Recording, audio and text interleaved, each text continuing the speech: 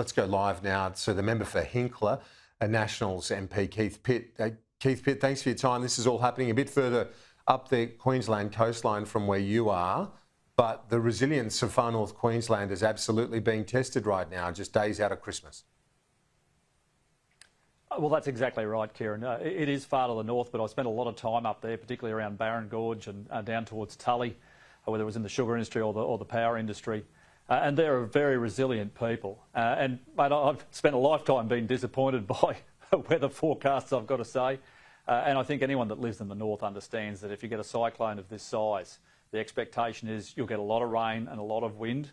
And they're going through a very challenging period right now. But I'm hoping they start to move into the recovery phase quite quickly. I'm pleased that Anthony Albanese is up there with Murray Watt, that federal level of support, particularly with defence. I know going through the 2013 floods here in Bundaberg, having defence on the ground just makes such a big difference to the community and a big difference to your recovery speed. Yeah, indeed. And some of those rescues in the more remote parts, relying on defence to get that done. So that is a welcome thing. I guess, as you say, the recovery welcome for a number of reasons, not the least of which that the tourism sector, which is the backbone of that beautiful part of our country, had copped it so badly during the COVID years and now got to try and grapple with this. Let's hope that they can get back on their feet ASAP, Keith.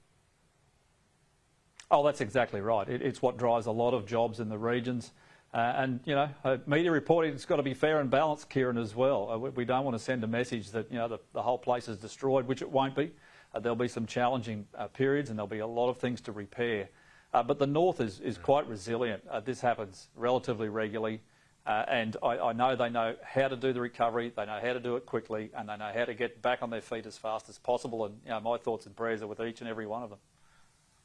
Yeah, exactly. And as soon as someone has a chance to get a holiday up there, the message should be to Australians, think North Queensland as opposed to maybe heading overseas next winter when we turn our attention to that. Now, I spoke to the former chief executive of the Australian ANSTO, the Nuclear and Science Technology Organisation, A.D. Patterson. He's calling for Australia to lift the ban on nuclear. He agrees with you on that. He's saying within 10 to 12 years we could have a plant up and running and into our system.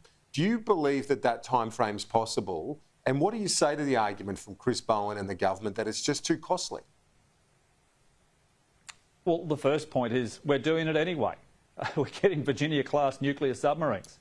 You must have a nuclear industry if you're going to firstly build subs, operate subs, maintain subs and decommission them at the end of their operational life when they have a nuclear reactor on board and they have radioactive waste to deal with.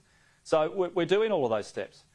If you look at what's happening overseas, they're building a unit in about 7 years if they're side by side. We can see in the UAE, for example, over 5,000 megawatts. They're using the South Korean design, which has just been certified in the US relatively recently. South Korea's got 4 as well.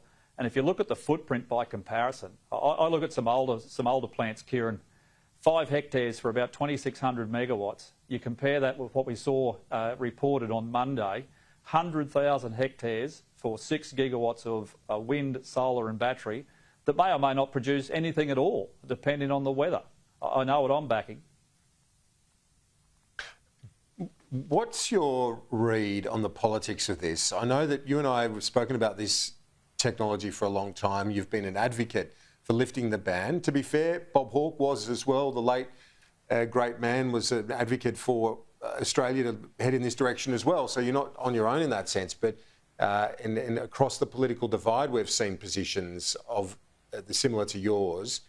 But where are the politics at? Because people have been very reticent about the idea of nuclear and the old argument that who's going to want one in their backyard?